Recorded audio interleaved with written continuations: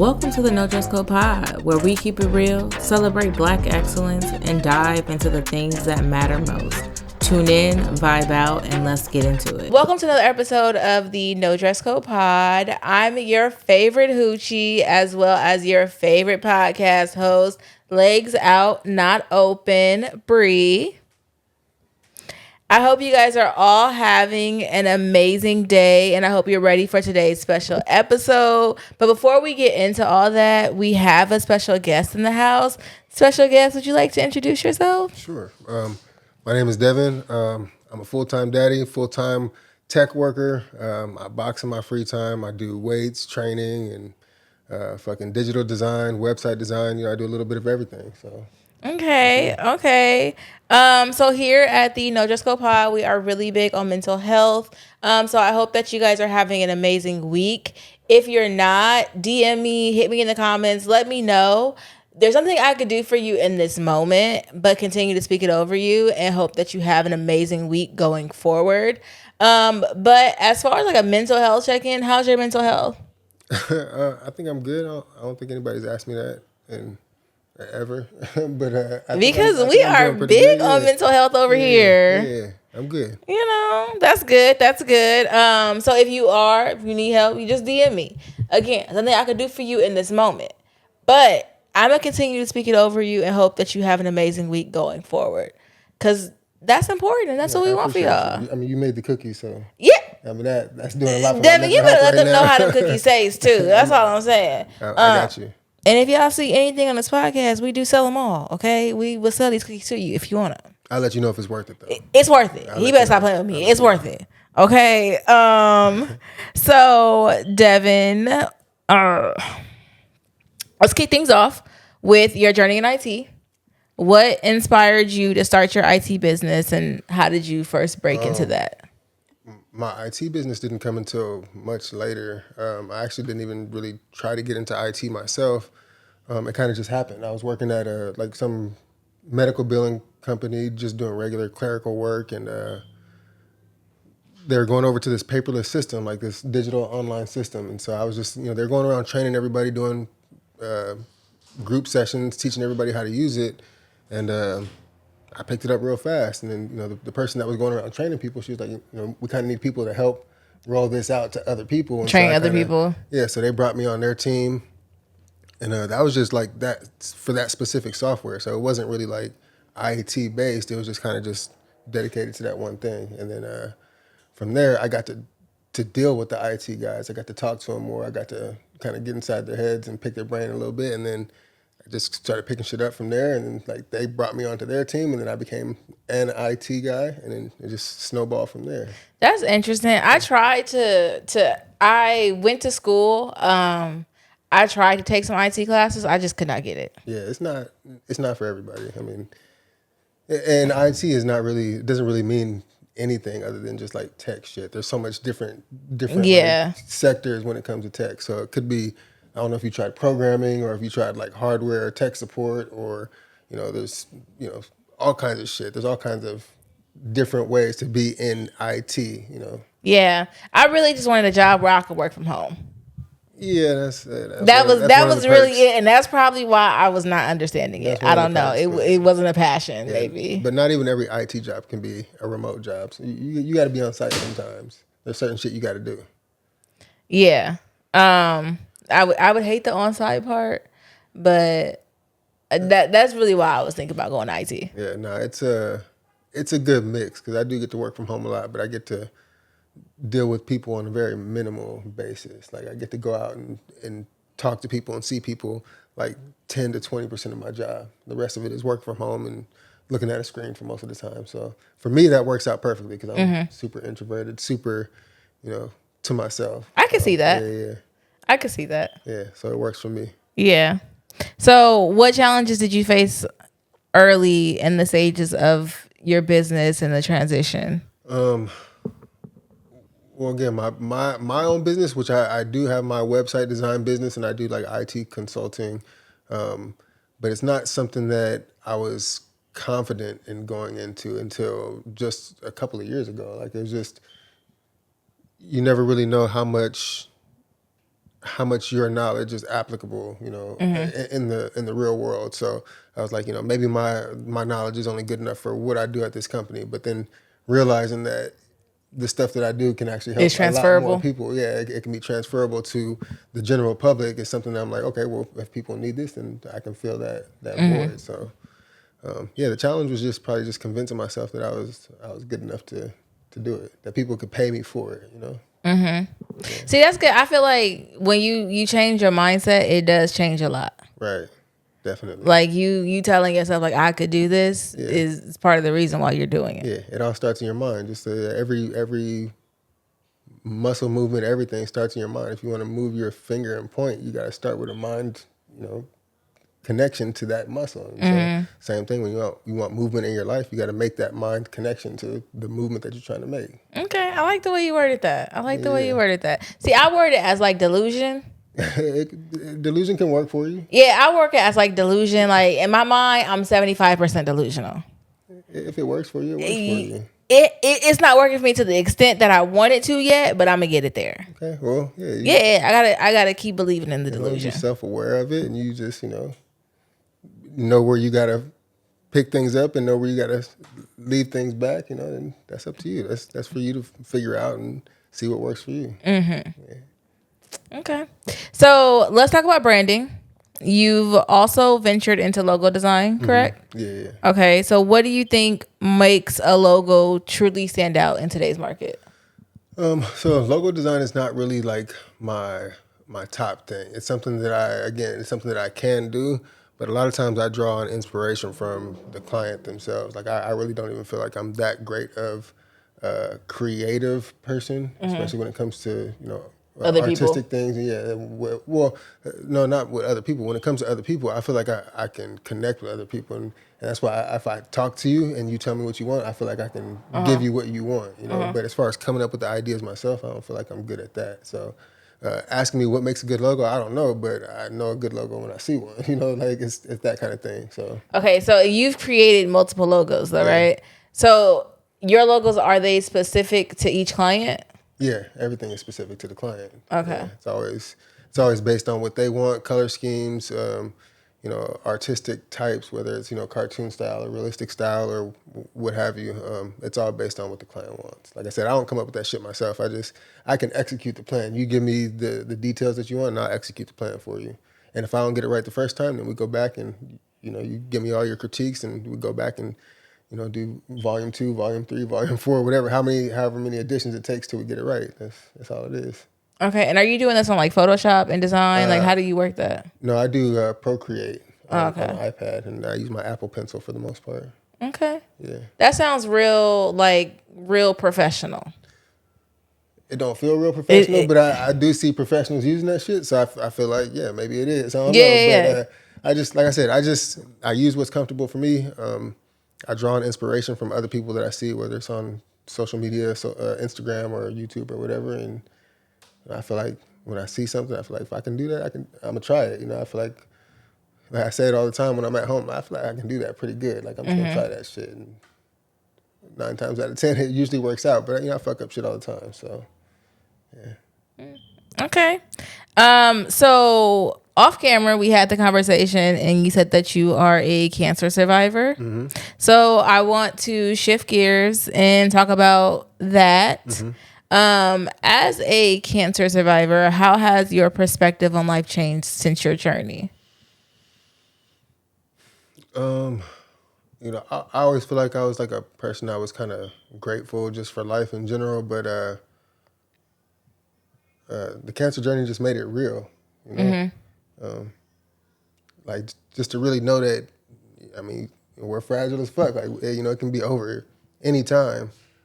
Just let you know that you got to really take your time and enjoy life while we're here. Every little moment, good, bad, ugly, whatever it is, it's all part of life, and it's all worth it because we are here. Mm-hmm. And again, I've always felt pretty grateful, but that shit just made it very, very real to me. So, I've never had cancer, but I did lose my dad to cancer. So we didn't talk about it. Are you comfortable talking about it? Like what type of cancer did you have? A lot of people probably ain't gonna have heard of the type of cancer that I had. It was called gray zone lymphoma. Most people have heard of the Hodgkin's and the non-Hodgkin's lymphoma. I've heard of those, yeah. Right. So if you take both of those, and then you kind of have like in the middle, they call it the gray zone. I had like a cancer that was a mutation of both Hodgkin's and non-Hodgkin's at the same time. And so even when I was diagnosed with it, they did the biopsy, and my oncologist told me he had never even treated anybody with this type of cancer before. And wow. I think there was only like 25 or 28 cases in the whole country at the time. So it was super rare. It was crazy to hear that. It is like going through that and knowing that there's only been at that time 28 cases. Like, what was going through your mind? Like, I don't know. It wasn't really that hard for me at the time. Like looking back, like I probably got some PTSD from all that shit. But when you're going through it, you kind of just do what you got to do to go through it. Like it wasn't really that big of a deal for me. Which I know probably sounds kind of crazy to hear. It was a big deal. It was the main thing going on in my life at the time. I still had other shit going on, obviously, that I had to take care of. But that was like, I got to take care of this so I don't die. You know what I'm saying? Like so, there wasn't really much that I had to do other than just show up for my appointments and let the doctors do what they do. Like I just had to do my part, which was show up. So I tried not to think about it too much and just trust the process. That's really a blessing. I didn't know that. Yeah. So are you past like your 5-year mark? Because they say like if you get past 5 years, it was in 2016. So I don't know when I actually had when the cancer developed in my body, but I got it was like at the very end of 2016 where I started having issues where I needed to go to the doctor, and then in the beginning of 2016, like in February, is when I did my biopsy and I was diagnosed. And then April of 2016, I started my chemo, and then I was done with chemo by the end of the summer. It was a really aggressive chemo treatment. I was done, I think, in July or August of 2016. So everything kind of happened in the year of 2016, and we're in 2024 now, so it's been 8 years. And so, after 5 years, it was a big milestone because my oncologist told me that I don't have to start coming in or keep coming in every year or every 6 months. Yeah. So it was a big deal. Yeah. I know about that 5-year mark because of my dad. Like he passed, I want to say, just meeting his 5-year mark. What kind of cancer did he have?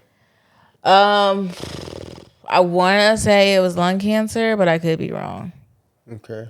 I could be wrong. Was he on chemo or was he doing radiation? Or? He was doing all that, but he had stopped because it had been like 4 years in remission. Oh, I see. So he was done already. Yeah, he was like in remission, and I think it came back aggressively. He wasn't going to the doctor and stuff, or he was, and it just came back too strong? I think he was, and it just came back too strong. Yeah, we've been worried about that, but I mean, a lot of times the cancer can, your body kind of. I don't want to say it loses its immunity to it, but the cancer it comes back stronger just because it knows that it wasn't able to win that battle before. So it's like it comes back and it somehow gets deeper into your system. A lot of times it does grow a lot faster and a lot more aggressively. I'm sorry to hear that happened to your dad, and it's definitely something that crosses my mind all the time. Yeah, but I hear that if you can make it past the 5-year remission mark, then you're usually in the clear. Usually, yeah. I mean, because I have the history, it's definitely, I think, more prevalent in my mind than most people, but that shit can happen to anybody. You know what I mean? Like, it's something that, I mean, not that everybody should think about cancer, but everybody should be thinking about their health. You know what I mean? They should. Yeah, so taking it very seriously, take your health very seriously, because you never know what you're going to come down with, what may happen to you. You never know what you're going to have to deal with, and being the best, strongest version of yourself gives you the best chance to overcome whatever you run into.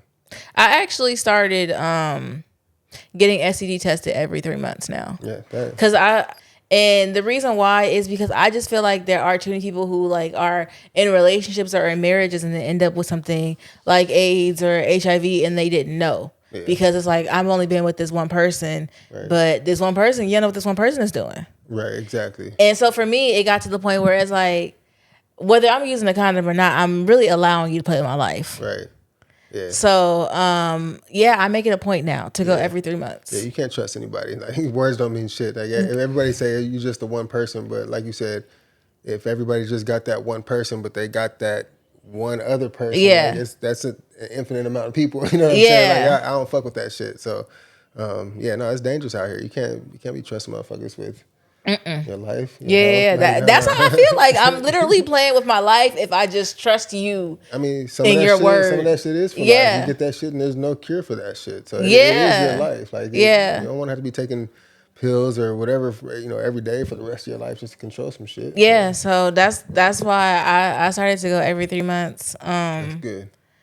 And I tell people that sometimes, and they're always like, well, why are you going if you're just with one person? But it's just like, you just never know. Yeah, and it's one person. They might be with just me, but I don't really know. It don't hurt you to take the test, right? Yeah. So better safe than sorry. Yeah, and I would be upset. That's how you catch a motherfucker lying, too. Exactly. Exactly. As long as you're not the one lying. Yeah, and I'm just like that. Yeah, I don't want nobody playing my life like that. That's a very serious thing. Yeah, no, you can't fuck with that shit. Yeah, so I'm glad that, you said take your health serious. Yeah, definitely. Because I definitely do that. Like clockwork. Yeah. Like clockwork. So if you could tell your younger self anything, what would it be? Man, get your ass in school. Fucking get your diploma, get a degree, fucking take life serious. Take life a little more serious, I should say. I had a rough start. I had a hard start. I think everybody does, but my 20s was fucking rough. So I feel like I could have made it easier on myself. Don't have kids. Don't have fucking kids at 18 years old or 19, whatever I was. That shit really it will hinder your progress for sure. I don't want to say it's going to hinder your life because the kids are a blessing. I love my kids to death. But your progress in life will definitely take a beating when you have some kids because that becomes your priority. Your career and your life kind of sits on the back burner after that. When I was younger, I thought I would have kids. I thought I'd be married, but I thought I would have kids at least by like 26. And the way my life has panned out, I'm very grateful, like daily, that I do not have kids. Yeah. Because I realized at this big age that I am now. Big age, okay? Because we just turned the new year today, okay? But by the time you guys watch this recording, it'll be old. But, yeah. Okay, happy birthday, by the way. I forgot you said that it was going to be your birthday. Thank you. Yeah. We'll do a shot afterwards if you're down. It's a very big number. We know that. You can say very big. It is a big number. I'm gonna give it to you. I'm in my Jesus year for real. So I thought Jesus year was 32. Somebody who read the Bible corrected me and told me it was 33. So I'm really in my Jesus year now. Right. But at this big age, I really thought I would have kids by now, but I'm grateful that I don't. Yeah, I know they're a blessing, don't get me wrong, but I don't feel financially ready. Yeah, no, but the thing is, if you would have had them, you would have figured out a way. Like, I wasn't financially ready. Ain't no way I was fucking financially ready. Yeah, that's true. That's true. You figure it out. You know what I'm saying? That's like, true. Your life just would have been different. That's all you can say. Yeah. Like, better, worse, you don't know. Like, you might have fucking hit the lottery going to the fucking liquor store getting some fucking baby formula. You don't know. Yeah, I might have had the next LeBron James. Right, exactly. You know what I'm saying? Like, your kid could have been fucking getting brand deals and all this shit right now. Like, your life, you can't say if it would have been better or worse. It definitely would have been different. But you would have figured it out. Like, you just would have been a broke-ass fucking mom. Like I was a broke-ass dad. But you know what? You're the first person I talked to who broke it down like that. Like, everybody else is always like, yeah, it's a good thing you don't have kids. You're not in the right position. It probably is. And I'd be like, you know what? You're right. I right now, at this stage in my life, I'm selfish. Yeah. Well. And I understand that about myself, and I can acknowledge that about myself. And I don't want to change that about myself yet. It's definitely good that you don't have kids right now. Yeah. But again, your perspective and your mindset might have changed if you had kids. It probably would have changed. Sometimes it doesn't for some people. Yeah. Most people, they do. Most people get it together. You're a different person at the Jesus age. Yeah. The Jesus years, whatever you call it. My Jesus year, yeah.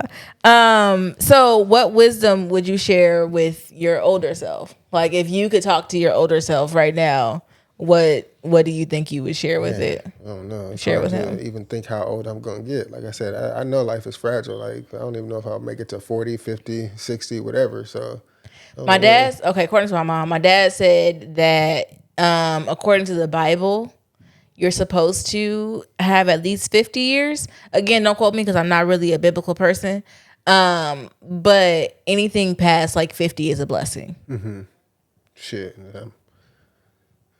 I feel like anything past if 5 or 2 or 3 is a blessing. It is, yeah. Because people drop like flies. It's crazy out here. Yeah, you never know when your time is. But let's say Devin lives to be 100.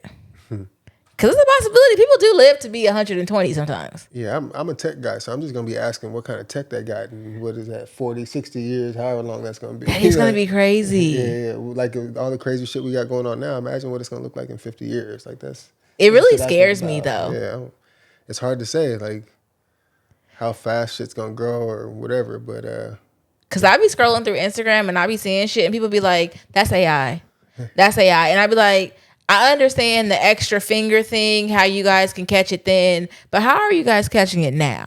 Yeah, I don't know. That's just crazy. Yeah, they be like, that's AI. And I'd be like, I would have never guessed it. Yeah, no, the shit's doing like, I always say we're good to be from a generation where we got to see all this shit from the beginning. So it's like easy for us, it has been easier for us to tell like what's real and what's fake. And these kids, like, I don't know how the fuck they don't have no fucking hope because they grew up in a world full of AI and fake shit. Like, they don't know what's real and what's fake. They think the dumbest shit is actually real. You know what I'm saying? Like, they don't know what's real and what's fake. But for us, we kind of know there's no way that could be real. Because we lived before the AI period. But now the shit's getting so good, like, you just, it's hard to tell. It is. I'd be like, it's hard to tell. Like, that's scary. Why I'd be like, if y'all see me in the picture with a man, just know that's AI. If y'all ever see me, it's on the podcast. Yeah. Unless it's on the podcast, it's AI. That's why I be trying to tell these people because gonna catch me. So, you are boxing. That's where we met. Yeah. So, but you're also training.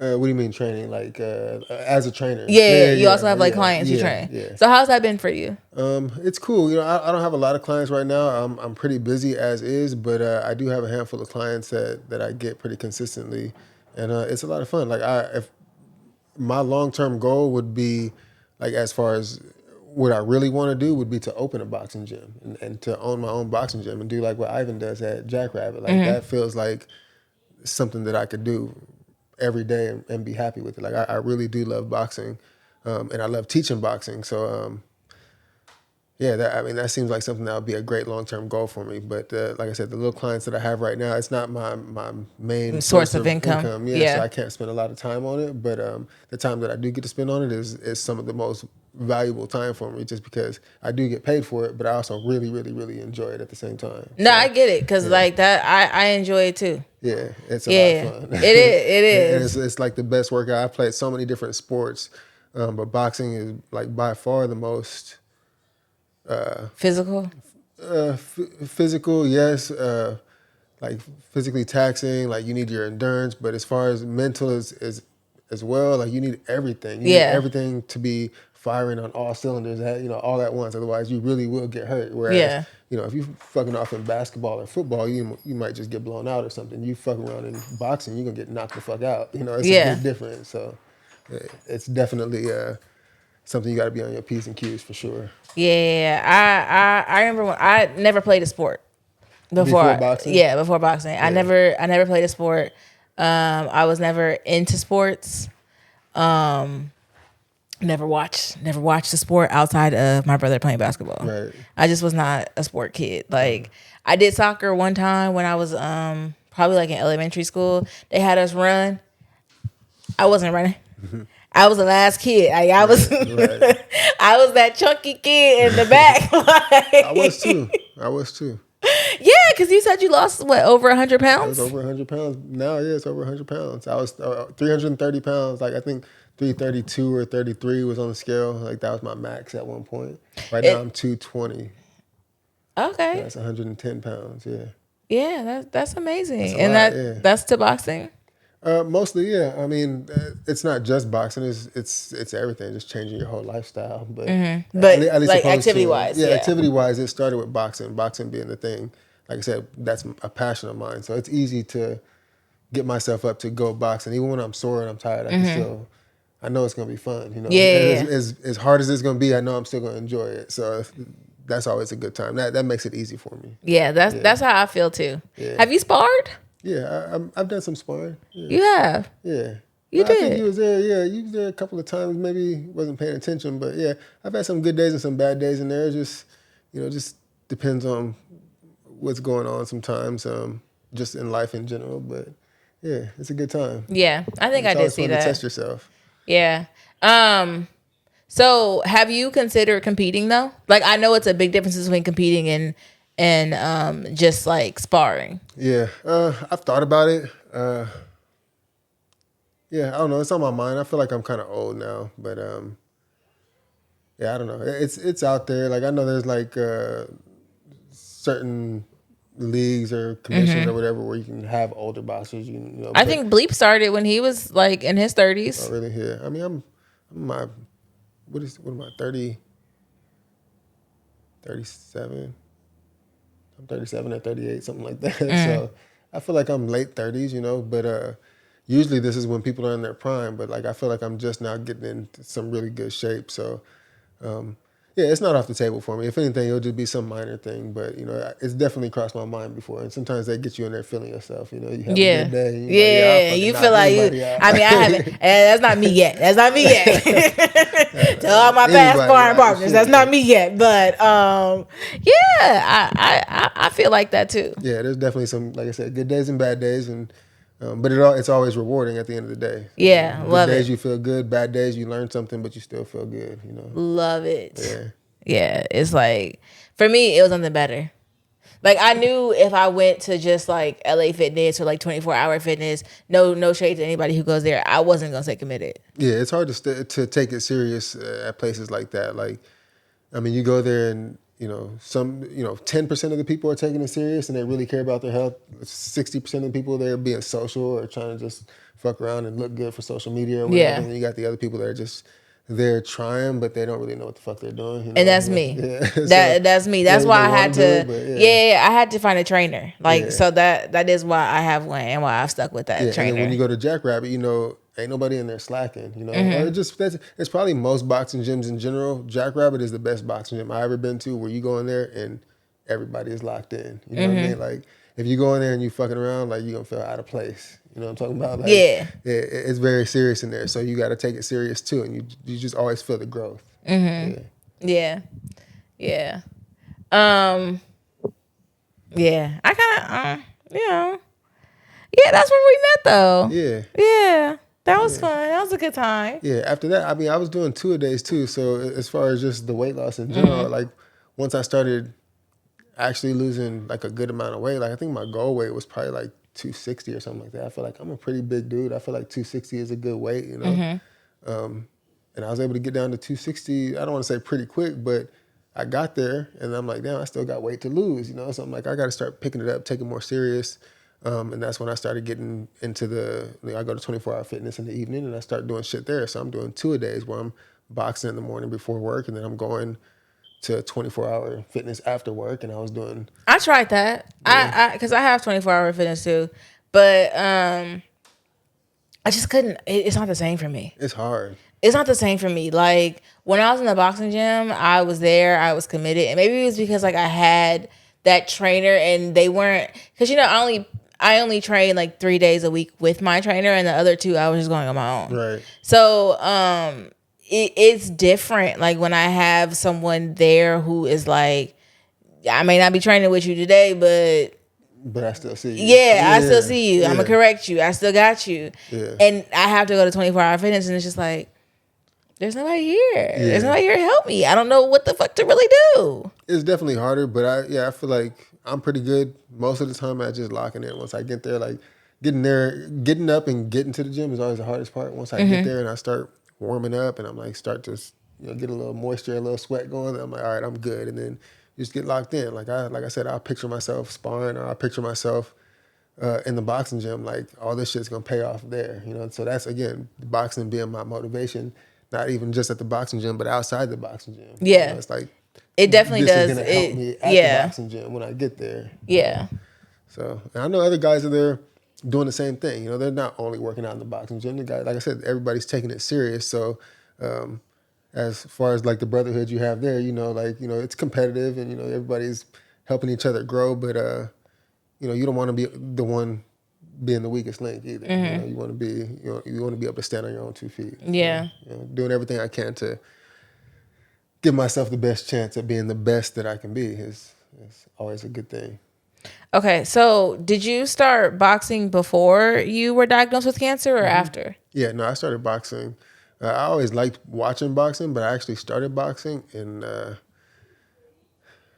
I think I have pictures like on my Instagram or like maybe on Facebook or something at Jackrabbit like 14 years ago, something like that. Now, You've been there for a while. Yeah, I've been there since it was before it was Jackrabbit. I forgot what it was called now, but it wasn't called Jackrabbit. But yeah, When Jesse had it.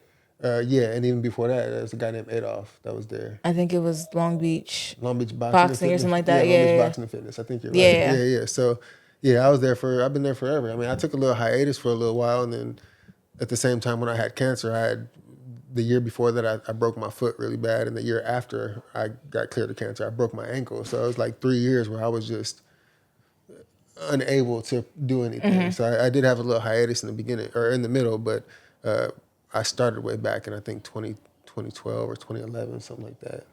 It's been 13 years, something like that. Yeah, because I think I started in like 2021. I know I started around COVID. So I started before when Jesse had the gym. At Jackrabbit? Yeah. And then I like fell. I busted my knee open on some other stuff. At Jackrabbit? No, outside my house. Damn, actually, I was like, damn, I missed it. Were you there when I fell in the ring? No, I don't think so. My goodness. I missed that. I was actually trying to get in, and I like fell face forward. Yeah. Like you gotta get used to getting through them ropes. It takes some getting used to. What's sad is it wasn't that long ago. It was maybe like 6 or so months ago. But yeah, no, I fell, bust my knee open, and then so I didn't go back. And then when I finally did go back, it was Jackrabbit, and I got Pyramid Boost, and then I was there. That's cool. Yeah. That's cool. Yeah, it always looked like you was enjoying yourself, and you was always, well, I can't say you was always taking it serious, but you was always in there working. I wasn't. You was working. You worked. I wasn't, but yeah, I definitely was working. But I definitely started taking it more serious. I want to say at least like this past year. Yeah, you sparred a few times too, right? Yeah. I sparred with Boost when he was my coach. There wasn't a female that you sparred with before? Yeah, but those were all with Boost. Like when I was training with Boost. Well, no, I sparred with Jen. She's right. Jen the first 2 times, and then I sparred with his other client, Tiny. Yeah.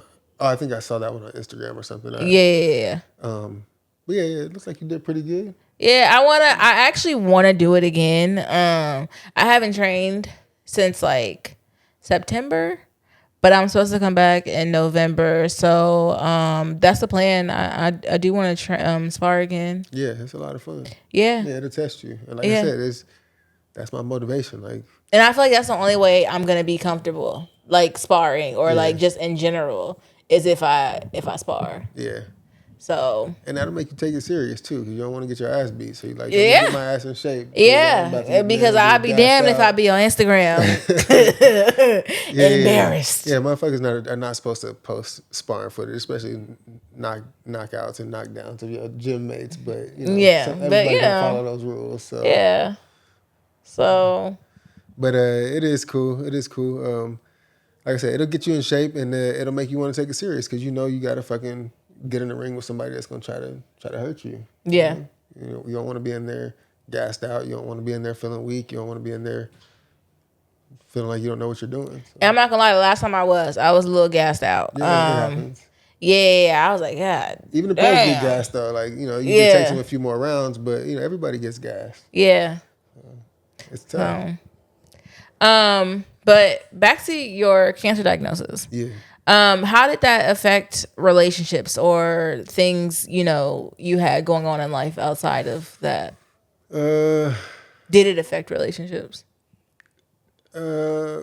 Yeah, like it gave me clarity on a lot of relationships. I say that much. I was going through a situation with a person at the time that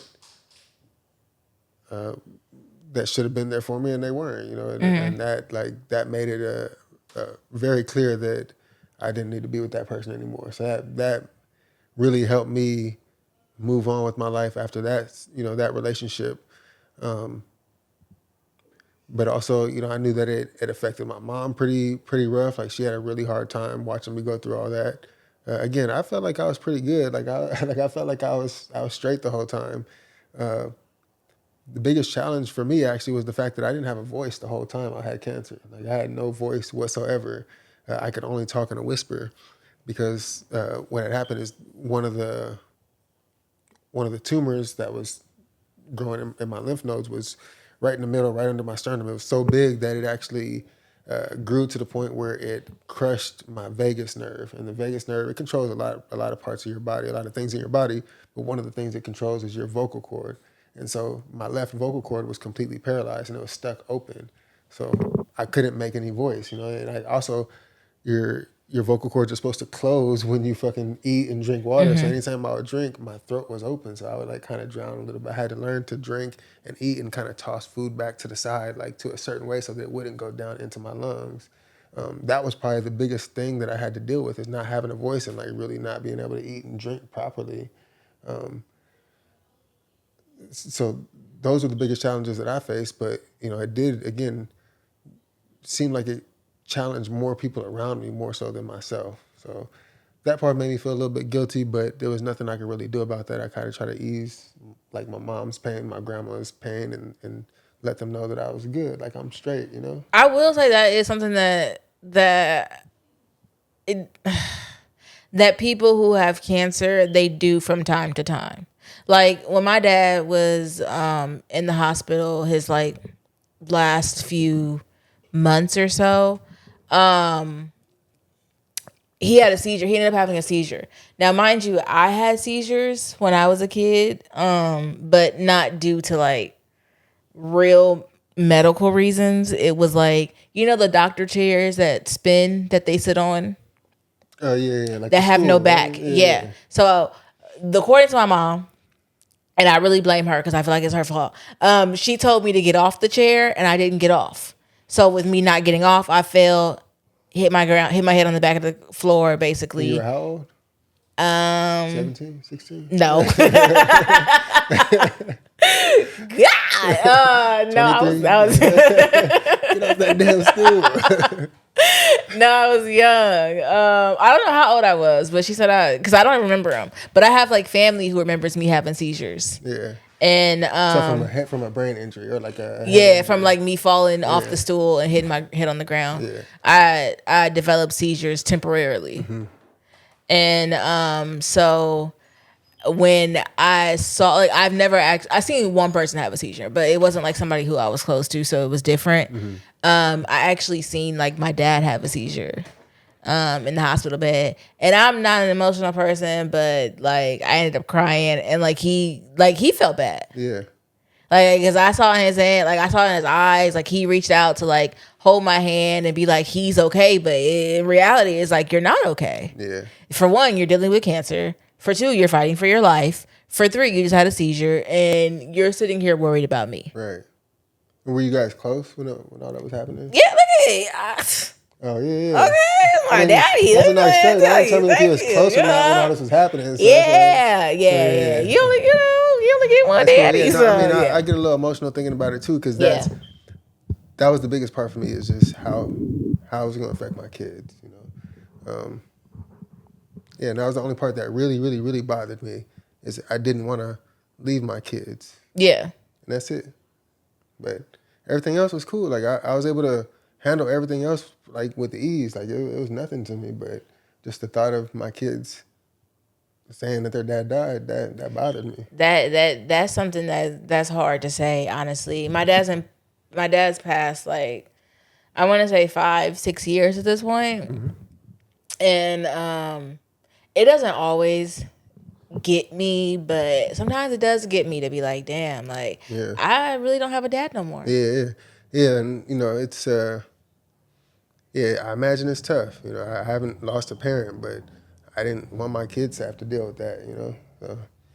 Yeah. I mean, granted, I know it's a part of life and, all that good stuff, but Yeah, but you seem like you're doing good. Like I have my days. yeah, I mean, and you're gonna probably have your days for Yeah. forever, you know Yeah, I what have I my mean? so the thing about my birthday, it's also my parents' anniversary. Mm-hmm. So, Were they together when he died? yeah. Okay. Yeah. They've been together my whole life. So that is like I joke with my mom all the time, but I also joke with my dad. So I joke with my mom more so like when it's anniversary time, baby, I am your gift. Okay, I'm the reason why he had me today because he knew. To be fair, they could have had an anniversary with or without you. You know what? But they didn't. I was just saying. Just trying to And they did. They probably had about 5 or 6 anniversaries without me. But I tell her all the time, like, girl, like the reason why I was born on y'all day is because he knew when he left this world, he needed something to leave you with. Yeah. And although you got 2 other kids, they not important. That's all right. No, I mean that makes that day it's more just special. me, Yeah. So, but growing up, it was a blessing to have like my birthday be on their anniversary. But since it's passing, it's been more so. It doesn't always feel like a blessing. Yeah, and it's still kind of new. You know, I mean, 5 years is. You said 5 years. 5-6 years, yeah. That's not a long time for something like that. You know, like it is a long time in real life. Like a lot of shit has happened in 5 years, but I mean, like you had way more time with him than this last 5 years without him. So you know, to at least even things out, you don't need the 30 years or however long it's been, you know, to even things out. So, and like I said, it's probably going to affect you the rest of your life. I would hope that it would. You know, I would hope that my death would affect my kids for the rest of their life, not necessarily in a negative way, but something that like will motivate them or, you know, give them strength or whatever it may be. Yeah. Little lessons that I taught them or whatever. Yeah, that it does. And then at times it's just like, damn, like I really don't have a dad. Like and I lived with my dad up until the day he passed. So it's like to come home every day knowing like I don't have to worry about if my daddy gonna be here because my daddy's here. Right. Like, I don't have to worry about too much because you know I have a dad. He's gonna be here. I don't know about y'all. Right. Not like that, but like that's a blessing. Like I grew up without a dad, so I don't even know what that feels like. You know what I mean? So. It's just something that it's really important for that family connection to have a mom, have a dad. Like I think there's a reason why it takes those two people to make a family. Like everybody needs a mom and a dad to even things out in a household or in a family in general. Yeah. So when one of those pieces are missing, it just makes things a little imbalanced. Not saying that you can't figure things out and you can't make things work, but it just makes things a little bit different, a little bit harder. Yeah. Especially when one of the people is an introvert. So then to lose somebody that you just feel the closest to, it's not gonna make me come out my shell any more than I probably wasn't already. But do you think you would have came out of you're talking about you, right? Yeah. Do you think you eventually would have came out of your shell anyways, or? So slowly but surely, boxing, I've come out of my shell due to boxing. I just feel like you don't seem like an introvert to me, first of all. It's because at the gym. That's why. Really? Yeah. I mean, that's where I met you, so that would make sense. But, yeah. Like I have like I said, when I first started, I was very much just like hi to Boost, maybe hi to Ivan, and that was it. Like if you don't speak to me, I don't speak to you, but not in like a rude way. It's just I don't really know you. I don't know your vibe. I don't really want to bother you. Yeah. But as I just gotten comfortable in boxing and then therefore more comfortable within my own skin and things like that, I have opened up more. And then like when I was at Jackrabbit, the people who I talked to, I had cool conversations with, like you, like Lonnie, like, you know, Jesse, like Boost, like it's a good vibe. Yeah. I have good times with these people. So my energy, especially if you're coming around and they're around, is going to be different than if you're coming around and they're not around. Right. Because it's like I've already built comfortability around these people. So for you to come in now and you see me around these people, all you're gonna see is comfortability. It's hard not to be comfortable around people that seen you struggle the way that you had to struggle in boxing. Yeah, you be in there fucking drooling, sweating, and all kinds of shit. Like, oh my goodness, snot coming out sometimes. Like, just can't catch your breath. Like, you can't be embarrassed by that shit. That's just life. You know, we're all there dying at the same time. So yeah, it's hard to be, you know, just stay in your shell for too long when people get to see you like that. So, yeah, it definitely opens you up a little bit. So yeah, I became more comfortable due to that. Like, and like I said, I'm a introvert. I can be an extrovert like at times and at places. Yeah. But it really depends on the people who I'm around. Yeah, I don't think I have that. I think I'm always an introvert. I think I'm always to myself. I'm always like real analytical in my brain, just overthinking shit a lot. But it's not always a bad thing. You know? Yeah, it's not. You know, it's different, and sometimes it rubs people the wrong way. But it's something I learned to deal with. It does, because some people don't understand, like, just because I'm not talking to you doesn't mean I have an issue with you. Right, exactly. It's just maybe I don't know you and I don't know you that well. Right, exactly. It's not that I don't care. It's not that I don't want to talk to you. It's not that I'm snarky or stuck up. Like you. Yeah, I'm it's not a just, fucking bitch. I'm not whatever. I don't know you. Yeah, exactly. You didn't speak to me, so I didn't speak to you. But it's not in a rude way. It's just... Yeah, it's just how it is. Yeah. Yeah. So we just be in our heads, that's all. Yeah. And that's a big thing for me. Like, I'm in my head a lot. Yeah, me too.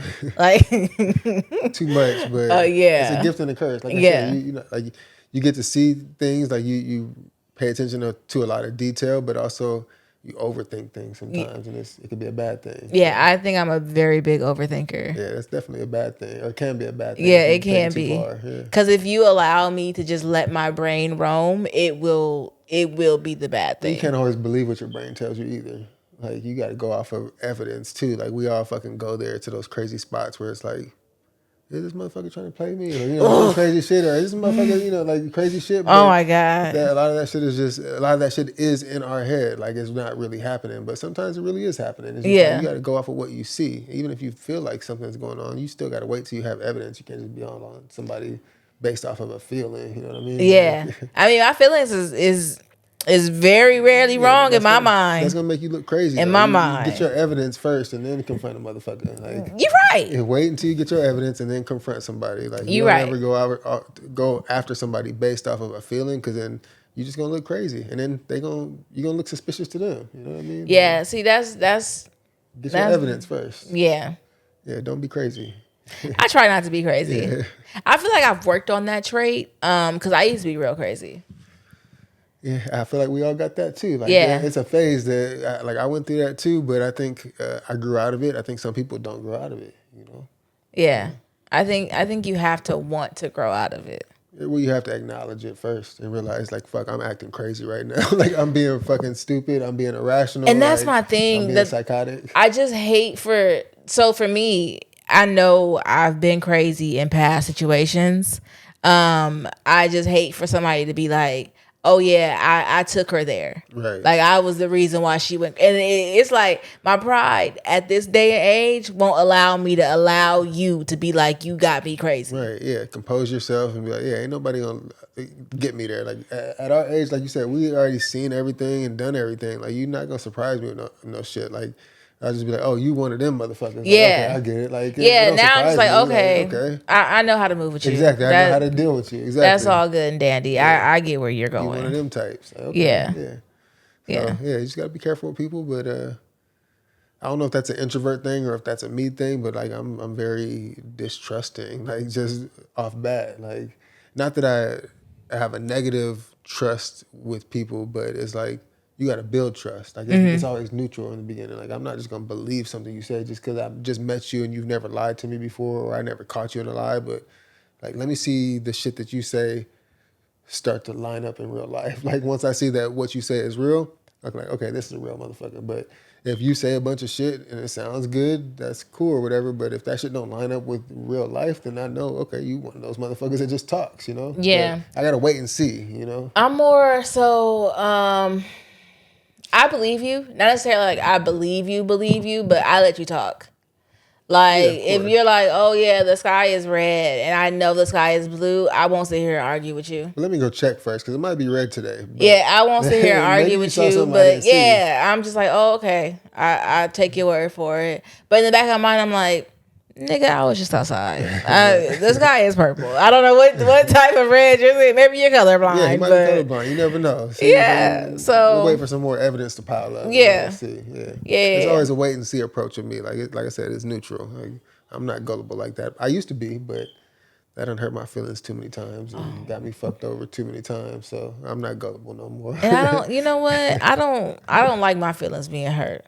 Yeah, I take that shit personal. I do too. That's why I don't let nobody hurt my feelings. What's your sign? I'm a Gemini. Oh. Yeah, whatever that means. Are you a May Gemini? I don't know what the Geminis are. Are you May or June? June 12th. Yeah. Okay. My mom's a Gemini. That's all I know. That's the only reason why I know about Geminis.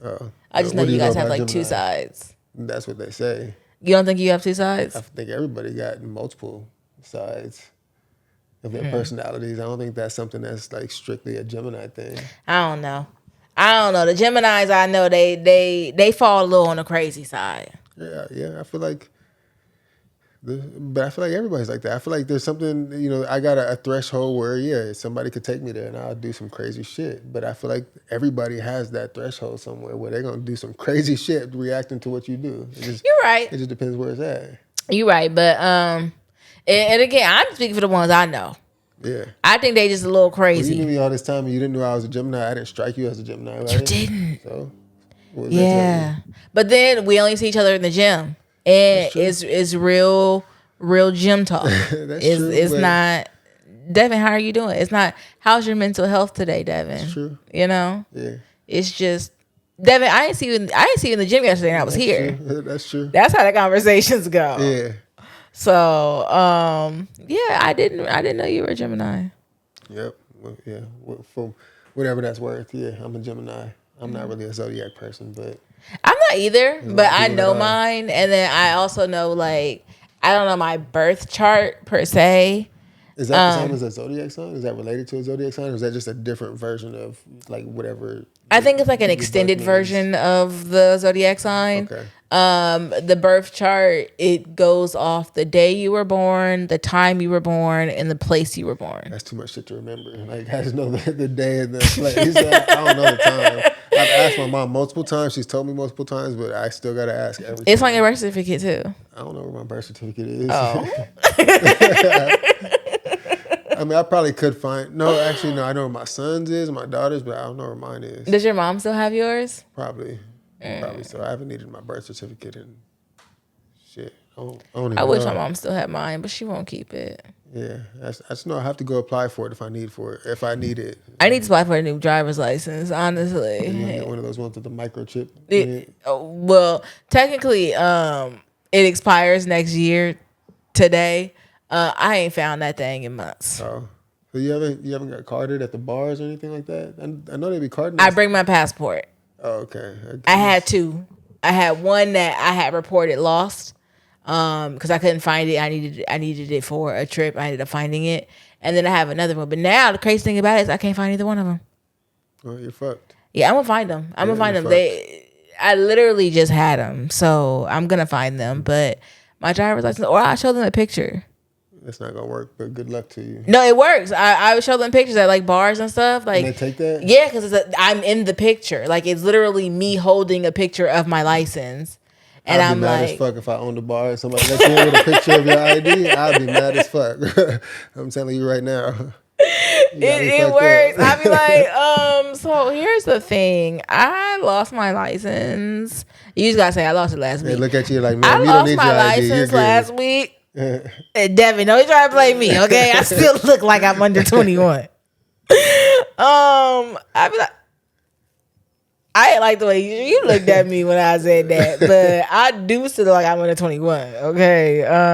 Hey, look, if the picture of your ID works from your phone, then that's all that matters. Yeah, and you know what? They do have the app though. You really could use that as well. Is it a DMV app? Yeah. Oh, okay. Unfortunately, you need your license to use the DMV app. And I refreshed mine one time because somebody was asking for it. And I refreshed it and I was like, oh, hold on, I have to refresh it. And then I was like, oh, it's not working, so let me re-download it. I didn't know I needed my license again, and they threw me off. You know what's crazy about that from an IT standpoint? That means somebody could hack your DMV account and just have your license. Like that seems like a really easy way to get access to your personal information. Like, whereas most people are carrying it in their purse or their wallet, but I didn't even know there was a DMV app. Yeah, I learned about it when I went through the airport. That's cool. Like, it's cool. That seems convenient. Because TSA allow you to use it. Oh, really? Yeah. Oh, that is cool. Yeah, so you don't have to actually pull it out for you. They'll allow you to use it. So do you keep your ID then? When you have your ID, when it's not lost, do you keep your ID and still use the app, or do you use the app? It depends. So I prefer at that point just to use the app because my phone is usually already in my hand. I'm usually already paying with Apple Pay or something like that. Okay. But if the place requires the physical copy, then I usually might have it in my back pocket or something. Yeah, that seems like it makes it way too easy to forget where I actually left my ID at. Like, if I don't actually use it for like 3 months because I'm using the app, I'm like, where the fuck is my ID? Like, yeah, and that's my birth certificate. that's why I love it. Yeah, that's why I love it. But I do need to replace it. Yeah, you should work on that. I'm like, why replace it if I have to replace it again in October? It's not going to extend my expiration date. Of next year. Yeah, but it's not going to extend my expiration date. It doesn't? No. Oh, you have to go down to the DMV to do that? No, it's still only good, like that set was only good for 5 years.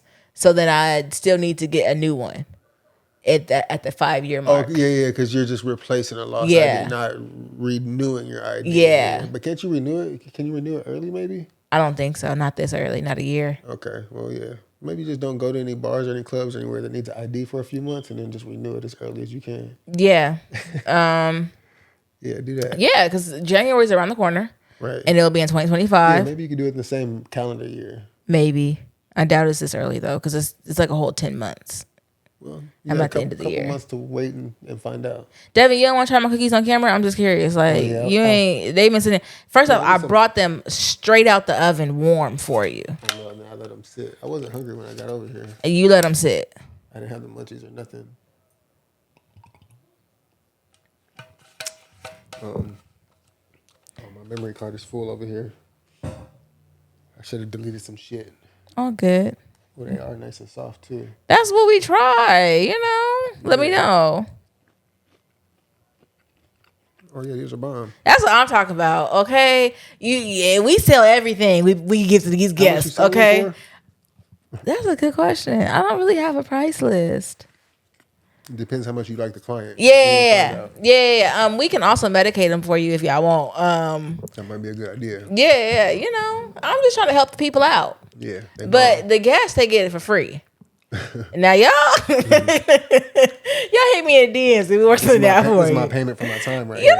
I try to. I take it though. I try to make sure y'all good over here. Yeah. I actually did ask you what you want, Devin. You never. I didn't. I don't need too much. I appreciate that. Yeah, I don't need too much. You came with a third camera, your own tripod. Yeah. Okay, Devin, these guests, let me tell you, they don't come like you coming. Yeah, I come prepared. Yeah, they don't come like you coming. Yeah. And I appreciate that. Right now, we're going to do the Reddit. I don't really have a specific one for you to be like, this is what the Reddit is. I just saved a few of them. Okay. And I'm going to just choose one and we'll just go from there. Okay. So this one is not safe for work. Okay. It says, I chose to enter my grandparents' room without knocking and lost my innocence. Yeah, so I'm supposed to respond to that? No, that's just the title. Oh, okay. That's just the title. So somebody's going to tell a story? Yeah, I'm going to read the story for you. And then, you just give your feedback. Okay. Yeah. Relevant context. I was 12 at the time. I have not told anyone this awful story, not a soul. My grandparents were in their 70s, and I already feel disgusted. Mm-hmm. I visit my grandparents overseas pretty often, and every time I go, I get sick. I can count the number of taxi cabs I've spewed vomit in the back seat on the way to the hospital. Sorry, y'all, because that number is precisely equal to the number of times I've been to visit. So I'm sick. I wake up in the middle of the night, extremely hungry. So I decide to go wake up my grandfather to ask him to make me something to eat. I know, noble of me. It is at this point that I believe God attempts to send me a warning. A random memory resurfaced right as I'm about to open my grandpa's bedroom door. Last night, my grandmother randomly mentioned with more than a note of excitement that she was going to sleep in my grandfather's room. Well, okay, I was 12 and didn't think much of it. I was a dumbass 12-year-old that didn't respect privacy. I opened the door. I don't respect privacy either in this house. I'm gonna just be honest. We open doors without knocking all the time. That's a mistake. We don't knock on this. I got yeah, it is a mistake to not lock it. Yeah, if the door is closed, knock on that motherfucker, please. Yeah, we don't knock on the closed doors. Always. Yeah, I'm learning the lesson. For a reason. I've also learned to lock doors now. But always lock doors behind you as well. Yeah, so people can't do what this dumbass 12-year-old is about to do. The memory is scorched into my brain. My grandfather is on top, delivering the most insane front shot. Missionary style to my poor grandmother who was feeding me medicine like a few hours ago. That's where his brain went. Okay. He's thinking about the medicine. That's cool. I'd never seen him move like that. The technique, my God. And the noises. I was there for a good 5 seconds maybe before he realized I was there. Impromptu.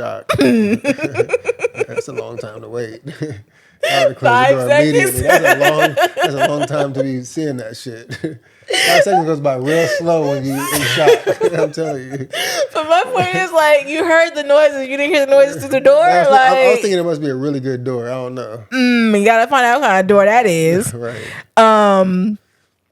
But okay, so I was there for a good 5 seconds maybe before he realized I was there and promptly flipped off of my grandmother like nothing happened, saying some casual shit like, hey, close the door, be there in a minute. So I closed the door. My memory of what came next is a bit fuzzy, but he basically made some food and warned me to knock on doors before I enter them. Yes.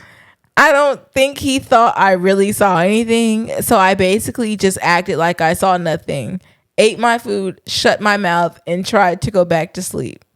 My grandfather passed a few years ago, and this is unfortunately my most salient memory of him.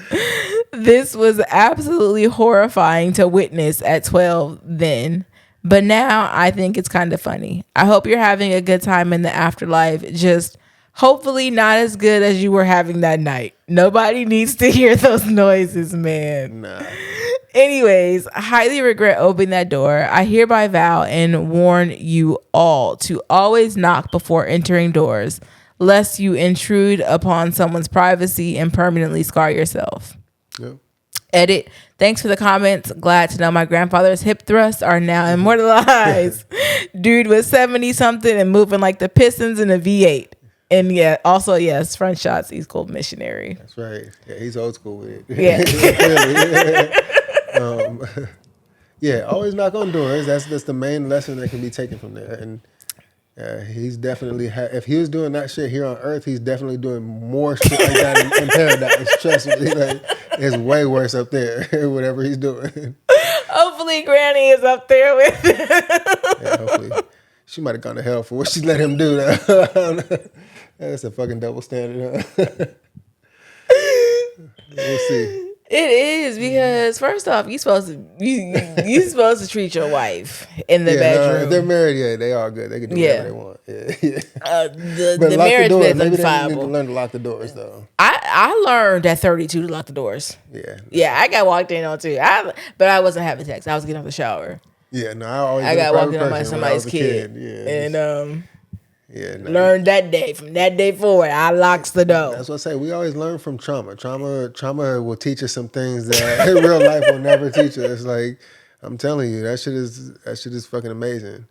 That's the name of my YouTube channel. It's Trauma Saves. Really? That's why I made a YouTube channel a couple months back, but it's my thing has been ever since I had the cancer was trauma saved my life, because that was like the pivotal moment of like really taking my life serious. So I think trauma does save. Trauma I does think save. I mean, it creates PTSD as well, but I think that is something that saves you from a lot of things. If you use it the right way. Yeah. Like you can't avoid it. You know what I mean? Like you can avoid situations as much as you can, but everybody's going to live a life where there's going to be something traumatic that happens to you. And you just got to take whatever that is and use that as your catalyst to growth or to progress, whatever that may be in life. Like that really, for me, that was the case. And I want other people to know that could be the case for them too. Like, no matter what bad shit happens, that bad shit can be used for good if you use it the right way.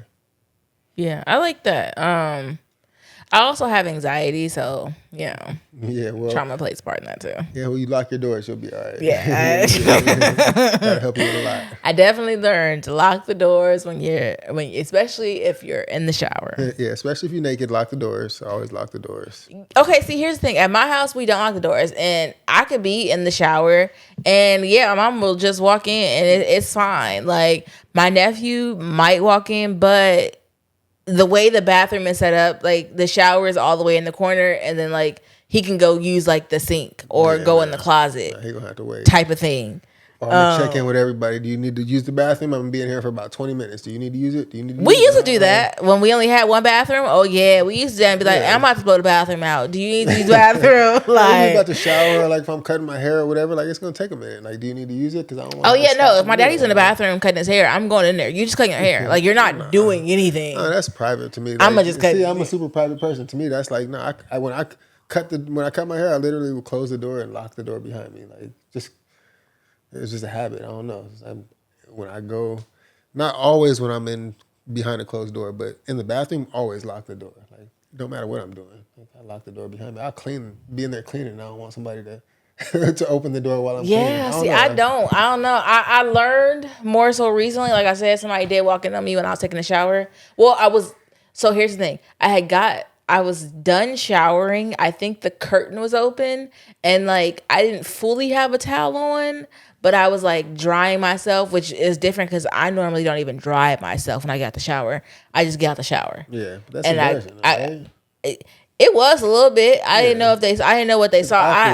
I just had to let it go. I don't know if they saw anything. I didn't even ask them. Yeah, at the end of the day, it's not a big deal, but it's just awkward as fuck. Yeah. And me being an introvert, I want to avoid as many awkward situations as possible, even if that's with family or with whoever. Like I just don't want to have awkward memories with people. Yeah, because they replay in your head at the most random. Right. I've had so many uncomfortable situations replay in my head randomly, and I'd be like, at 1 o'clock, 2 o'clock in the morning, like, damn, I was a dumbass 7. That secondhand embarrassment just hits me again.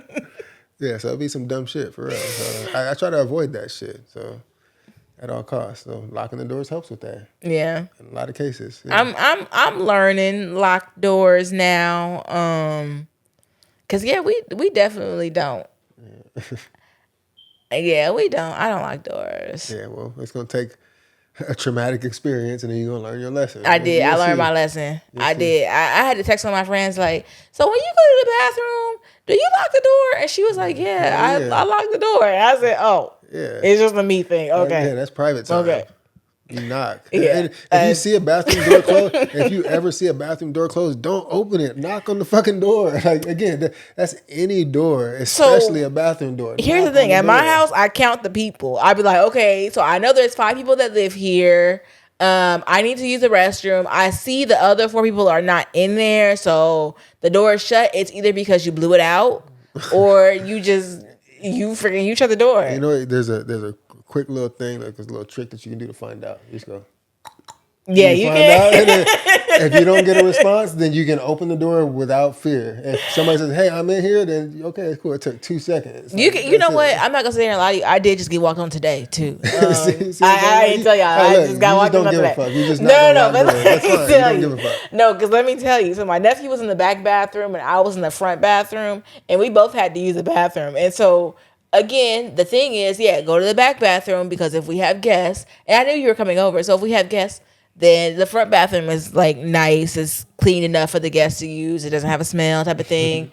But then my cousin, she came in the bathroom and she just opened it, and I was like, okay, somebody's in here, thinking, okay, they would shut the door. She didn't. She said she had to use the bathroom, and so I had to stop mid bathroom. You see what I'm talking about? Yeah, I had to stop just so she can get up. There's a 1 second fix to solve that. Do you have the push button lock or do you have the twist lock? Or twist is it lock. a chain? Oh, it's a twist. That's like a half a second. And you could have avoided that whole situation. Yeah, I definitely should have. Yeah. I called Mama. I said, we need another bathroom. No, you have a lock on the door. You don't need another bathroom. You need to lock the door behind you. All three of us had to use a bathroom. All three of us had to do the same thing. So we needed a new bathroom. The door was locked. They would have waited, right? And they would have been fine. No, she probably would have peed on herself. Well, and then she would have been fine. Yeah. I would have been in trouble. She would have been cool. Yeah. Then you guys would learn how to manage your time a little better when it comes to the bathroom. Manage the bathroom schedules. It's a time to learn a lesson. I don't know. The bathroom schedule is crazy. I mean, like if she got to use the bathroom, you got to use the bathroom. Take turns. Like it can't be conflicting with the bathroom schedules. Whatever it is. Yeah. Lesson learned, lock the door. Exactly. I really learned that today. Yeah. At 33. We're going to say I learned it today. We'll see if you apply that knowledge going forward. That's where the real test is. Outside this house, I'm definitely going to apply it. I actually have been. I've been going to the restroom and I've been locking the door even when I pee. Your car door is always locked. I bet your car door is always locked. Oh yeah, it is. When I play them games, that's where my anxiety be high. You lock the car door more before you lock the bathroom door. Yeah, my anxiety be high in the car. That makes sense, I guess. My anxiety be high in the car. You just be sitting there. You can have a gun in and there. And that be the problem because you be naked. You be fucking have no weapon. Anything can happen. But you don't lock the door then, but you lock the door in the car when you fully dressed and prepared.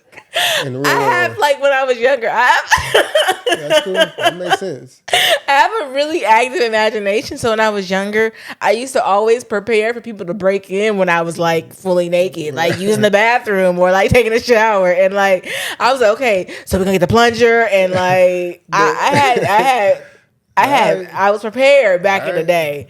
But it never happens because it doesn't sound like it. It doesn't. I'm not prepared anymore. I haven't practiced in a while, but I will start again because you did remind me. You are vulnerable now, so you might be you're in a better situation. And I'd be damned if I get my ass beat in the house getting broken into. My trainer gonna have some problems when I get back. Somebody at least gonna have some bruised ribs or something. My trainer gonna have some major problems if I get my ass beat and I'm on the toilet. Nothing. You didn't do nothing. Devin, let me tell you, the problems my trainer would have when I came back to the gym the next time. Because, sir, what is you teaching me if it's not applicable in real life? Right, that's what it's for. That's really what it's for. Yeah, that's how I feel too. I feel like it should be applicable in real life. Yeah, that's why it's the best form of fitness or getting in shape, because you're not only getting in shape, but you're also developing a life skill that you can use in real life. You know. If I go fucking just bench press, how the fuck is that gonna help me fight somebody else? Yeah, like, you know what I mean? Like, that's really what brought me out my shell, like, because of that situation. Like, I was feeling too uncomfortable just in everyday life. Yeah, that I needed something to make me feel somewhat more comfortable. That's that confidence builder. Yeah. I mean, that could happen with any self defense. Really, you can go learn to shoot a gun or go learn some. Yeah, but that I don't know. I don't know why, but boxing just felt like. That was it. And I never watched it before I started. Oh, really? Yeah. I was never a sports girl. Do you watch it now? Or? Yeah, I watch it now. You like it? Yeah. I understand it more so now. Because you see what's going on. You see how hard what they're doing actually is. Yeah. Yeah. Like, I told Ashton that, like, part of the reason that I like him as a boxer is because I've seen the work you've put in for, like, 3 years. Right. I mean, granted, you've had all this time before me, but I've seen it, like, firsthand for... Right. I haven't 3 years done a good job with all his kids, really. But like I said, I've been going there since like 2012 or something like that. I remember seeing Ashton. He's like 6 years old. Yeah. Like, fucking getting it in. Like like you said, you've seen the last 3 years and he's been grinding like that. But imagine seeing that, like times 5, like times 3 or 5, whatever. But it's really good to see him grow, and it's not just him, but just everybody in the gym. Yeah, like, seeing you change and seeing you grow. Like even I don't know how long it was. You said 2020 or 2021 or something like that. So just the last 2 or 3 years, just watching you grow, watching you get better, like that. I love that shit. Like I said, that's where part of me being a trainer, the joy comes in too. Just watching people get better and being able to be a part of watching people get better. Whether I'm the one teaching them or just watching them from afar, like, damn, bro, she's getting pretty good over there. Like, that's how I feel too. Yeah, you can see people from a distance and be like, I see you, you really, you learning, okay. But then that's motivation too. Right? Like I can't come in here bullshitting when this motherfucker over here like, really putting in work. That's how I feel. Because I still follow Boost. I don't know if you've ever followed him, but I still follow Boost on. I'm training his clients and stuff. Yeah, and it's like, dang, I remember when I first started seeing this girl, she was okay, or this guy, like he was okay. Yeah. But over time, I've watched them train with you, and they've put in work. They're getting better. Yeah. They may not, be where they want to be, but they definitely are far from where they were. And even once you get to where you want to be, like I said, when I got down to 260, like the work doesn't stop. You're like, okay, now I can get better. Like, now I can do more. Now I can do more. Like, you set that goal, and you're like, okay, I'm where I used to want to be, but now I'm a new me. So now this new me wants to be at a different place, a better place. And then once you get there, that new version of you is going to want to be at a better place. The goal changes, It's like a never-ending goal. Like, at least if you take it seriously, take it the right way, and there's always room for growth. You're always going to want to get better. Yeah. I love it. Some people ask me why I still like pay for a trainer. It's like, because this is how I stay consistent. Yeah, it's expensive, but it's worth it. Like, if you are really taking your health serious, it's definitely worth it. It's not going to be cheap to get a personal trainer, a boxing trainer, whatever. But if you lack consistency and you lack like the motivation to get up and do something, having that trainer is really going. That kind of big. It's like an accountability partner. A difference maker. Yeah, it's a big difference maker. There's a reason people pay. Pay for trainers. That's why I pay, because I know if I was just to go to the gym by myself, I would not be as motivated. I would not be as dedicated, and I would not be as committed. Yeah, and there's good trainers and bad trainers. Yeah, you got to make sure you get somebody, and somebody that may be a good trainer for you may not be a good trainer for me. Like, it's just like a therapist. You got to find somebody that fits with you. And not that's gonna make it easy for you or make it fun for you, but somebody that's gonna push you to get to your goals. However they do that, whether it's a lot of fun, whether it's talking shit to you, whatever, they got to find what works for you and what works between you guys. But yeah, it's somebody for everybody out there. Yeah, that I will say I was blessed to have like 2 good trainers. Yeah, Boo seems like a good coach. Yeah, he has a lot of shit that I would see it and I'd be like, yeah, I wish somebody would do that with me. Yeah, I'll be honest, he's like the complete opposite of Jesse. So with Boost, I would get like real nigga shit. Yeah. Like, this man gonna talk to me like I'm a real nigga. Yeah. And then with Jesse, I get princess treatment. Yeah. So I'm like, Jesse don't treat everybody like that, but yeah.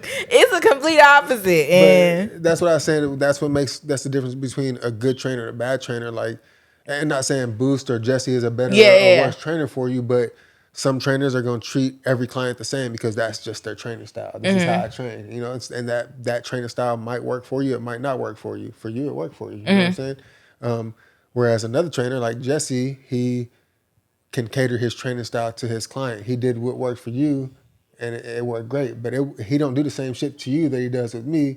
But what he does with me also works great. You know what I mean? So it's like, being able to train different people with different personalities or different needs or different goals or whatever. And still being able to get effective workouts out of them and make them feel like they're getting their money's worth. It's like, that's a good trainer. Yeah. So, Devin, before we let you go, though, you said that you would love to have more boxing clients if it could be beneficial to you. Yeah. How are you presently getting your clients? Mostly through word of mouth. Like, I really don't promote just because I'm so busy right now. Like I said, I work my full-time job. I do website design. I have several website design clients and new clients all the time. I have a 1-year-old dog that takes a lot of fucking time. He's a super highly active dog. Oh my goodness. I love seeing your dog on Instagram. Oh man. He has his own Instagram now, but does he? Yeah. So between all that, boxing and my kids, obviously with the homework and everything. So boxing kind of falls down low on my list, but I do have time for it. My Instagram is Long Beach Heavyweight. It's a private page right now, but if I get requests, I usually screen them and make sure they're a real person and not a bot, and I will. Yeah, I'm not gonna lie, because my producer did try to look at your page and she said it was private. Oh, really? And I was like, oh, I didn't know because I follow him. It hasn't always been private, but yeah, I just like I said, I'm a pretty private person, so I go through modes sometimes, but it's been private for a little while now. So yeah, you should have let me know. I could have accepted. I could have. I don't think she requested. I think she was just trying. Yeah, but anyways, that's the best way to probably reach me as far as boxing clients goes. That's where I put a lot of boxing footage and stuff like that.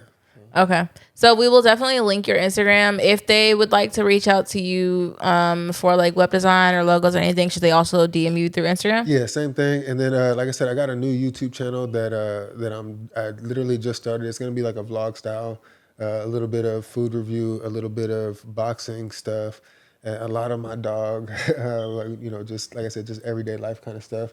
And the YouTube is called Trauma Saves. I plan to also do some podcasting, so maybe I could have you on. Of course. And yeah, just doing some talks, just mainly about like how we were talking about your dad before, and other traumatic events that have gone on in people's lives that you can use for your benefit. Trauma doesn't have to be a bad thing. Like, of course, it sucks to go through that shit, but trauma can save your life if you fucking use it the right way. You gotta have the right mindset. It can be your motivation. Find me on YouTube. Yeah. That's where I'm going to be putting a lot of energy towards going forward right now. It's a brand new growing channel, so give me some time to work out the kinks, but I'm getting there. I've never been on YouTube before. Okay, so, well, you will be on. To figure it out. You will be on again. And then if you need any help in any way, shape, or form, I can help you. I will. For sure. If you need help, you let me know too. Like I do, video editing. I do all the tech stuff. Like I said, I'm setting up a studio in my garage. Oh, okay. So Yeah. If you ever need to pick my brain for any tech stuff, I got you. If I need social media help or any podcast help, tips and pointers, I'll definitely reach out for sure. Yeah. What video editor do you use? Right now I use CapCut Pro. Okay. Yeah, I've digested so much footage on YouTube, like ridiculous amounts. So and I'm already pretty good with tech stuff. So I feel like, you'll see if you look at some of my videos, they're not great. Again, they're not the best, and they're not where I want to be. I'm just trying to get my foot in the door. Yeah, I'm just trying to grow. But for my first couple of videos, I feel like they came out pretty good. You guys can be the judge of that. Like, comment, subscribe, do all that shit. Yeah. Like, comment, subscribe, share. We got you. Yeah. And definitely give me feedback, good or bad. I take it all. Like I said, I'm a realist. So if you got bad shit to say, I'll take it in stride. If you got good shit to say, I appreciate it. Yeah. I asked because I'm learning Adobe Premiere now. Yeah, I've never used Adobe is a really highly coveted program, but I'm sure it's probably it has a lot of features, right? Like a lot of shit. I'm sure. I'm in a video edit. Well, I'm in a film class, and that's what they use. Like an online class? No, I actually go in class. Where? LBCC. Oh, that's cool. Yeah. The Pacific campus or the Lakewood? That one's on Lakewood. Okay. Yeah. Yeah, that's cool. Yeah, I've wanted to do something like that. So you let me know how it's going. Yeah. So far, so good. I'm taking a few classes this semester. I'm taking a Pro Tool class. I did Pro Tools before, yeah. Yeah, I needed help setting that up for like. Yeah. I'm taking a Pro Tools class. I'm taking a video editing class, and I'm taking a digital media arts class. That's cool. Yeah, that's definitely gonna help you with the direction you're trying to go right now. Yeah. So hopefully I wish you all the success and good things come to you for that. Yeah, thank you. Same to you. Like I say, I feel pretty good with tech stuff. Like, of course, there's always more to learn and a lot of ways to get better. And I plan to get better over time, but I feel like I'm pretty good with that stuff. So if you ever need digital help, tech help, you just let me know. We'll reach out to you for sure. We'll reach out to you for sure. So before we let you go, is there anything else that you would like to let the people know? Anything they should follow? Anything else? No, I think I pretty much said everything. Just hopefully it was a good talk. Hopefully people got to see a little bit more about me. I'm trying to open up a little bit more. Like I said, very introverted, but going down this YouTube route and trying to do more vlogs and kind of open up. The main thing I was trying to do is like have documented evidence or documented footage of myself as a person for my kids to have forever. Oh my gosh, Devin. That's how I feel too. That's the main thing, because like we were talking about before, where it's like you never know when life is going to be over, whatever. Right now, I've spent this last 17 years in parent mode. Like, my kids don't really know the real me. Yeah. They only know daddy and me, because I take my parenting very serious. So they don't know what my personality is really like. You know what I mean? So I'm trying to. I want my personality, my story, my life to kind of be out there. I don't mind sharing it with other people, but I want something that my kids can go back and be like, oh, this is how my dad was. You know? Yeah. If I don't make it to their adulthood, when they're adults, we can talk shit and we can be cool or whatever. But right now, I'm really focused on trying to raise them right, so they only get daddy. That's what I'm talking about. That's partially why I started this podcast and made it not only audio but video, is because I want proof I was here. Right. Like, I don't have the kids, so this is the only proof legacy. You have. Yeah, that I was here for right now. Yeah. That's cool. Yeah, I appreciate that. That, I mean, I see the benefit in that. Like, you don't want to just be forgotten. You know? Yeah. Eventually, we probably all are eventually. You know what I mean? Yeah. But while you're here, it means something. So, you know, you're making differences in people's lives. I mean, you brought me here, so people are going to see this story. People are going to see things. So you're definitely making a difference in people's lives. This is just my story. There's other people that have stories that you have brought on and that you will bring on in the future. Yeah. So that's definitely part of your story and part of your legacy. And you know what? That is all I've said is, like, I just want proof I was here. Yeah. Because I don't have the kid. Like, I don't have any kids right now. And maybe I will, maybe I won't. But I want proof I was here. Yeah. I think you're doing a good job. You got it. You already started it. So it's just about following through. Yeah. Right, as long as you can. Yeah, exactly. That's all we have for today's episode. Thank you so much for joining us. Thank you for the cookies. I appreciate it. You're welcome. And sharing your story. It was a great time. Yeah. And thank you to all of our listeners for tuning in. Don't forget to like, comment, and subscribe. Don't forget to follow the No Dress Code Pod on all socials. Don't forget to tell a friend to pull up, because they're going to love it here. That's right. It's a good time. Okay? Let them know, Devin. It's a real good time. And we serving good cookies over here. You can get something more than cookies. I just asked for cookies because I couldn't think of shit else. I knew the cookies was bomb. Yeah. He really didn't ask for the cookies either. He didn't ask for nothing. Nah, but they was bomb though. They worth it. We try. I appreciate it. And we'll see you guys in next week's episode. Bye. You're still here? You know the show's over, right? Don't cry. We'll be back next week. I gotta go be a hoochie. In the meantime, catch up on the older episodes.